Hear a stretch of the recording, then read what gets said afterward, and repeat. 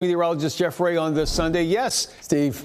We do need some rain, absolutely, yes. And not just for April flowers or May showers. It's been pretty dry. Yeah, it has been. It's been we'll go almost 3 weeks before we see a good rain again, and that's saying something when you think that we're in spring. You know, and spring is typically our wettest season. But right now it's 73 degrees and dry. We've had this brisk south wind, and yes, there have been fires across the county to our west here across the day, and the winds are going to be strong tomorrow, Tuesday as well. Please be careful with fire for the next couple of days, elevated fire risk.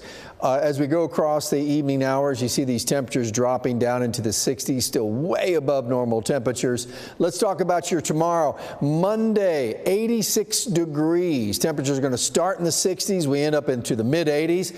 Tuesday, same drill, start in the 60s, end up in the mid to upper 80s. Both days are going to be very windy. So please, again, I stress, watch this elevated fire threat, no burning outdoors.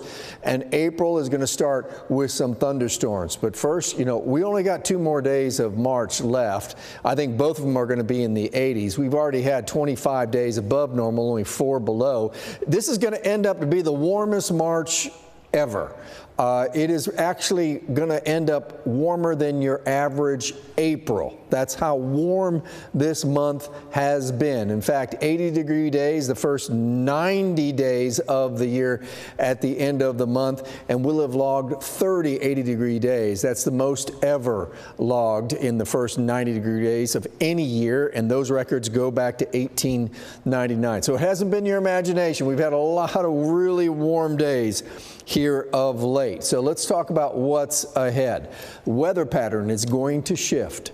We're going to get this low forming over the west coast, come onshore, and there's going to be this big trough here that's going to be here for the rest of the week, starting in the middle of the week, and that kind of opens up the Gulf. All this moisture comes in and it opens up storm chances. So when we raise the humidity up, we start seeing a well-defined dry line.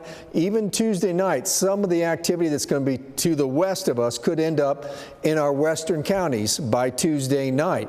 The better chance is going to be on Wednesday because a cold front is going to push this dry line closer into North Texas, and that means good chances of rain and thunderstorms go into Thursday night, even in the overnight hours as the front comes through, unsettles the atmosphere enough where we get some showers around even in the afternoon. Right now, not looking like a severe weather outbreak, but it could be some strong thunderstorms. And if you're wondering about Easter weekend coming up, Friday looks like there could be some rain, but the better chance of rain Saturday, and then Sunday. Right now I'm calling for some dry weather on Easter, so let's hope that pans out. We have some good rains to look forward to, maybe as much as some areas getting over 2 inches of rain by the time we get into Saturday night. So this could be a good soaking rain. Like I said, it's been about 3 weeks since we've had a good rain, and you can see how the weather pattern shifts to good rain chances as soon as we switch those calendars to April. Now, as we get into the weekend, also notice some cooler weather, but these are still temperatures that are about normal for this time of year. Until then, way above normal temperatures. That's a look at your weather. Hey, we're all in this together. We'll be right back.